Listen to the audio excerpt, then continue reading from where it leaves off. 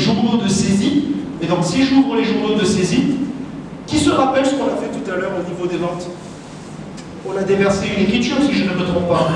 Donc, si je regarde au niveau de mai 2022, que je regarde dans mon journal de vente, regardez ce que je vois. La facture 2610 de tout à l'heure, qui est rentrée sur le numéro de compte Citapa, facture Citapa d'un montant de 4 800 € en débit. Forcément, il faut la compensation au niveau du crédit et il faut la TVA des 800 qui est directement mentionnée. Donc, est-ce que vous voyez que le mec qui a passé son devis au niveau de la gestion commerciale, il a transformé en PL, transformé en facture, envoyé dans la comptabilité, l'écriture est déjà passée, mon comptable n'a même plus besoin de repasser l'écriture. Donc pourquoi je vous remonte ces informations? Parce qu'on a eu des questions sur la comptabilité. C'est vrai que je ne vais pas présenter, parce que comme je vous l'ai dit, le temps est quand même court, mais on aura le temps d'en parler. Si vous souhaitez des démonstrations personnalisées, si vous souhaitez des WebEx, si vous souhaitez d'en savoir plus sur la comptabilité, les commerciaux sont là pour vous en parler pendant le networking qu'on va faire et la pause déjeuner de 1 heure, parce qu'on vous offre le déjeuner tout à l'heure.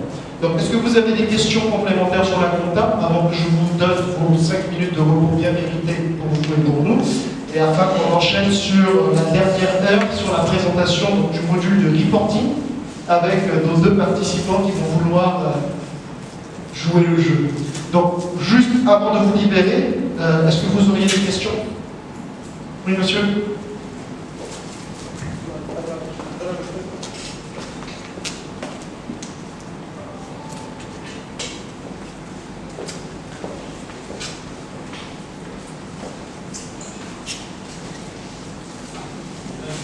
Merci au présentateur.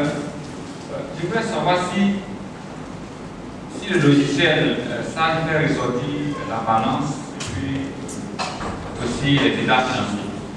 Très bien, c'est une très bonne question. Déjà, quand vous parlez de balance, est-ce que tout le monde sait ce que c'est qu'une balance? Parce que c'est une notion comptable. Quand on dit une balance, ça peut être quoi? Ça peut être la balance des tiers, comme ça peut être la balance AG. C'est 2 choses différentes.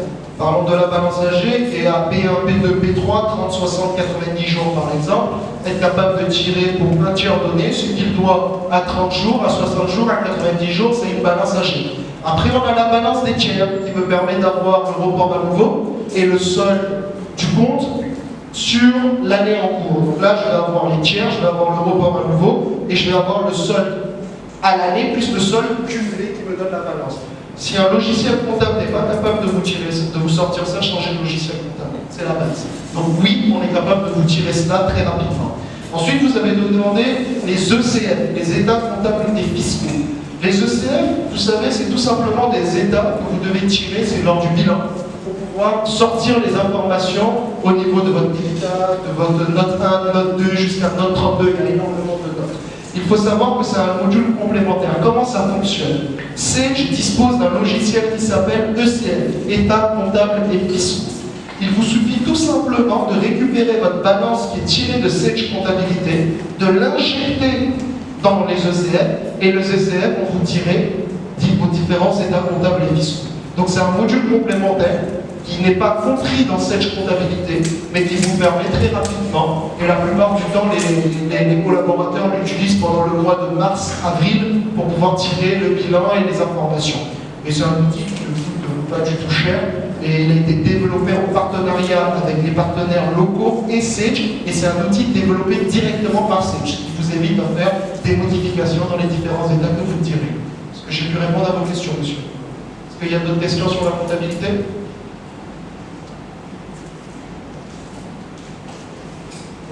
Comptabilité?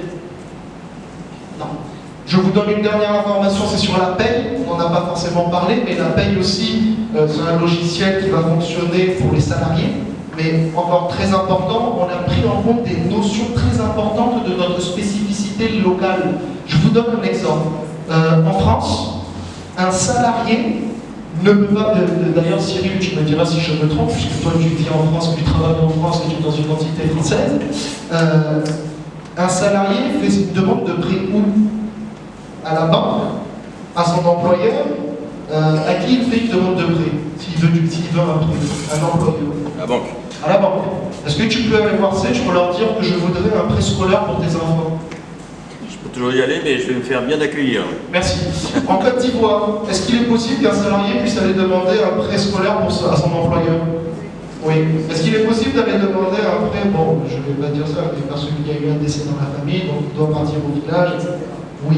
Donc, il y a des notions de prêt à l'employeur qui n'existent pas en France. Et pourtant, c'est un logiciel qui vient de France. Mais on leur a dit, nous, on a la gestion des prêts. Nous, on a besoin de gérer les prêts de nos employés. Donc, on va pouvoir gérer les prêts dans le logiciel SagePay afin d'avoir sur le bulletin de paie, mais directement, les prêts qui ont été faits, on va pouvoir enlever ce montant du salaire automatiquement. Et toutes ces informations vont pouvoir être déversées où? Dans la compta. Puisque quel est le cœur de l'entreprise? C'est la compta. Donc si on comprend, j'ai la compta, j'ai la GESTA, j'ai la paie, j'ai les IMO, j'ai la trésor, j'ai les moyens de paiement, et j'ai tout qui gravite autour de la comptabilité. Donc le cœur de l'entreprise, ça reste la compta, le cœur de Sage, ça reste la compta, et autour de tout ça, on a des modules complémentaires qui viennent se greffer pour vous apporter de la plus-value en termes d'utilisation et de fonctionnalité. Donc déjà, je vous remercie pour cette attention. Je vais vous donner ces 5 minutes de pause pour préparer ma dernière session. Je voudrais savoir si nous avons 2 participants dans la salle qui sont à l'aise sur les tablettes, sur les outils informatiques et qui voudraient jouer le jeu avec nous pendant cette session. Je vous donne l'info en avant-première, c'est que les 2 qui joueront le jeu partiront avec les tablettes. D'accord? Donc à un moment donné, on joue. Mais il faudra réussir les exercices pour pouvoir gagner la tablette, sinon je repartirai avec à Abidjan. Donc à un moment donné, qui parmi vous a envie déjà de gagner une tablette, de réussir l'exercice pour nous faire honneur et de garder la tablette en souvenir de cette session que nous avons eue ensemble en ce jour du 12 mai? Est-ce que nous avons des volontaires?